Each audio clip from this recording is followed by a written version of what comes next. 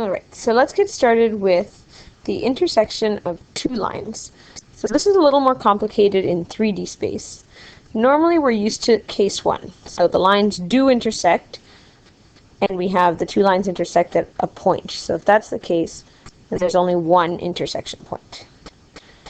It's also possible, just like 2D space, that the lines intersect in such a way that one line is right on top of the other. So in theory, they're both the same line. So in this case, the number of intersection points would be infinite. They always intersect. The blue line and the red line make a purple line because they're actually on top of each other. It's possible as well that they don't intersect, so there's no solution, but there's two situations in 3D space where that could happen. There could be no intersection points because they're parallel. So that means they travel in the same direction. Or there could be no intersection points because they don't travel in the same direction but never intersect. We have more space in 3D space for that to happen. So these lines are called skew. So anytime you're solving a system, if there is a point of intersection, remember it's called consistent. So it could be consistent and unique, so one intersection point. Consistent and infinite, that would be for coincident lines. But we also have inconsistent systems. And this is when they don't intersect, but there's also two different reasons why they wouldn't intersect. One, because they're parallel, another because they're skew. Instructions for what to do. So by writing the equations in parametric form, you would have an x, a y, and a z. And you would also have an x, a y, and a z for the other equation. So by making them equal to each other, then we can solve the system by substitution, elimination, or for two of them. So we start with a system of two equations, and then check that the third is satisfied, because it has to work for all three equations. So let's try, oops, sorry, too far. Let's try the 4 examples. Example 1. Find the point of intersection of the following two lines and show that this point is unique. So if we write out line 1's equations in parametric form, we would have that x is equal to 0 plus 1t, so just 1t. Y is equal to 1 minus 1t. And z is equal to 2 plus 2t. Okay. For the second line, we have negative 3 plus 0s, so I'm not going to, for x. We have 4 plus s. Let me just fix this one. X is equal to negative 3, y is equal to 4 plus s, and z is equal to negative 4 plus 2s. And essentially what we do is we match up x's, y's, and z's, trying to solve a system. So this is going to create our equation 1. This is going to create our equation 2. And then we need to make sure that it also works for equation 3. So equation 1.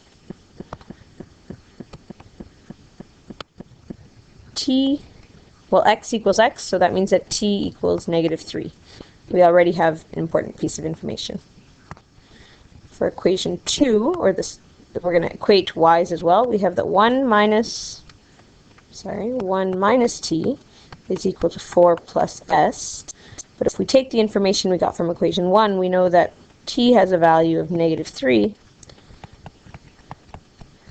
So that would mean that on this side we have 4. If we move the 4 over, s equals 0. So we've basically solved a system. We have s and t. We now need to make sure that it also works for part 3. So we're going to focus on the left side and the right side and see if they equal. So on the left, for z, we have that 2 plus 2t, and t equals negative 3. And on the right-hand side, we have negative 4 plus 2s, and we have that at, negative 4, just fix that, negative 4 plus 2 times 0. So over here we have 2 minus 6, which is negative 4. And here we have negative 4 plus 0, which is just negative 4 as well. So we have that the left side does equal the right side. So then this solution works for all three, and it creates a point of intersection that's unique, and we can use any of the equations to come up with the x, y, and z, because it works for all of them. So let's say that x equals t, so that's negative 3. I'm just using the first set right here, this set here of parametric equations, that y is equal to 1 minus 3, so that's 4, and that z equals 2 plus 2 times negative 3, which was negative 6 minus 4. Negative 6 plus 2, which is minus 4. So our point of intersection, negative 3, 4, negative 4. And if I had used this set of equations instead, the second set, I would have got the exact same answer. So by subbing in s equals 0, you get the same point of intersection. All right, our second example, we're going to do the same thing, except that this time we're going to show that there's an infinite number of points of intersection, and that therefore the lines are coincident. And if they're coincident, it means they travel in the same direction. Not only are they one on top of each other, we can also call them parallel. So there are parallel lines that are coincident, meaning they're the exact same line, one on top of another. For the first line, we have that x equals 0 plus 0t, so that's just 0. Y equals 0 minus t, minus 1t, and z equals 2t. The second line, we have x equals 0 plus 0s, so it's just 0. Y equals negative 6 plus 3s, and z equals 2 minus 6s. So same thing, we're going to do, look at pairs of equations, or we're going to equate the components to create a system of 3 equations. So equation 1, very nice, it says that 0 equals 0. So that definitely works for any value, no problem there. Equation 2 says that negative t equals negative 6 plus 3s. So that's by saying y equals y. And equation 3 is that 2t equals, oh, I forgot. Here, this was actually 12, sorry, equals 12 minus 6s. So we're actually going to solve this system of equations because it is a system of 2 equations, 2 variables. I think this could be solved quite easily using elimination. So I'm going to take equation 2. I'm going to multiply it by 2.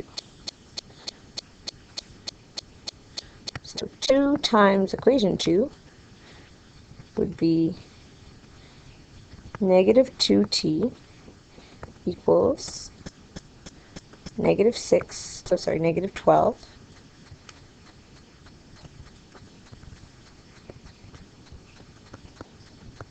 minus plus 6s. And I'm going to leave equation 3 the way it is. And if you look at these equations, they're very similar.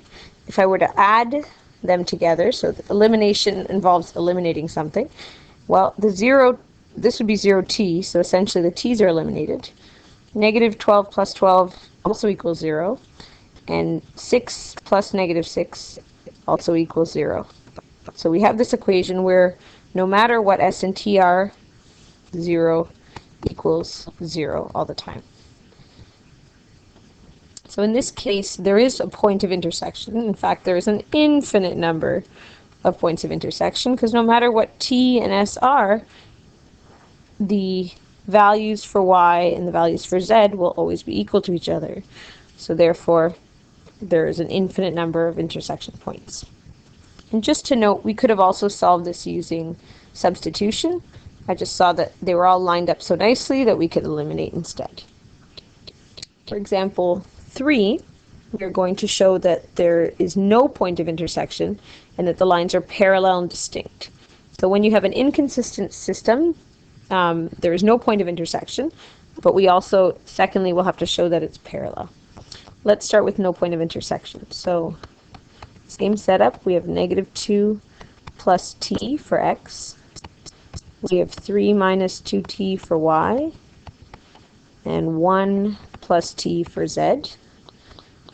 And for line 2, we have that x equals 0 minus 2s, y equals 2 plus 4s, and z equals 1 minus 2s. Let's start with equation 1, equation 2. We're going to solve those two first, and then see if we can see that it satisfies or doesn't satisfy equation 3. So equation 1 is -2 plus t equals -2s. And equation 2 is 3 minus 2t equals 2 plus 4s. In this case, instead of elimination, I'll use substitution. So I can rewrite this as t equals 2 minus 2s and sub that into equation 2. If we do that, 3 minus 2 bracket 2 minus 2s is equal to 2 plus 4s. Distributing and collecting like terms.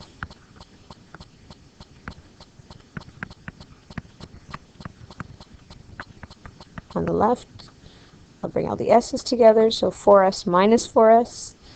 And on the right-hand side, it's 3 minus 4 minus 2. So 0s, there's no s's left on this side. And on this side, 3 minus 4 is -1, minus 2 is -3. So we get this situation where 0 times something doesn't equal 0, and that's not possible. So no matter what, there is no point of intersection. Just here on the side, though, as I said, we have to show that the two lines are parallel, not only that there's no point of intersection. So this would be, therefore, no point of intersection. But to show that they're parallel, we would need to look at their direction vectors. So the direction vector m1 is 1, -2, 1. And the second direction vector for line 2 is -2, 4, -2. So remember that the lines are parallel if one is a scalar multiple of the other. So I'm going to suggest that we could write that -2 times m1 is equal to m2. So if I took each and every value here and I multiplied it by -2, so times -2 times -2 times -2, I would get m2, the second direction vector. So since this is the case, then line 1 is parallel to line 2. And they are distinct because they have two different points defining their equation. Okay, final example. I think we're used to the format now, so we're going to write it out. For the first line, we have x equals 1 plus 0t, y equals -1 plus 0t, and z equals just t. And for the second line, we have that that x is equal to -2 plus s, that y is equal to 1 plus 0s, so just 1, and z is equal to 0. 0 plus 0s, still 0. So although we can solve equation 1, I'm going to start just with equation 1. 1 is equal to -2 plus s, so s is equal to -3. We have equation 2 doesn't seem to make sense. That -1 equals 1. And then we have equation 3 that does make sense, and we solve that t equals 0. Okay, but because we would like there to be a point of intersection, we need it to work for x, y, and z. So although this s makes sense, we have a solution, and t, we have a solution, I wouldn't be able to find a point of intersection because y equals -1 for the first line and y equals 1 for the second line. So there's no point of intersection, all because of this statement right here. It's not possible. So therefore, no point of intersection. Now to show that these lines are skew and not parallel, we once again look at their direction vectors. So M1 is in the direction 0, 0, 1, and the second line is in the direction 1, 0, 0. There is no way, you'll notice, to write M1 as a scalar multiple of M2. So no matter what I multiply the second point by, or the second direction vector, I can multiply by any number, I can multiply by 1 or by 0, I will not be able to create this situation for any k value. So since, sneak in that word since here. Okay, just as a concluding statement. Since M1 does not equal KM2 for any k value, the lines are not parallel.